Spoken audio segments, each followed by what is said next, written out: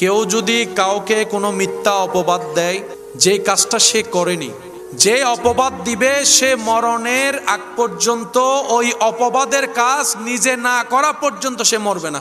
আমি যদি কাউকে অপবাদ দিই, অমুক ব্যক্তি চুরি করেছে, কিন্তু তিনি চুরি করে, আল্লাহ আমার জীবনে এমন কাহিনী সাজাই দিবেন, জীবনে মরার আগে আমাকে চোর হতে হবে, চুরি করতে হবে, চুরি না করা পর্যন্ত আমার মরণ হবে না।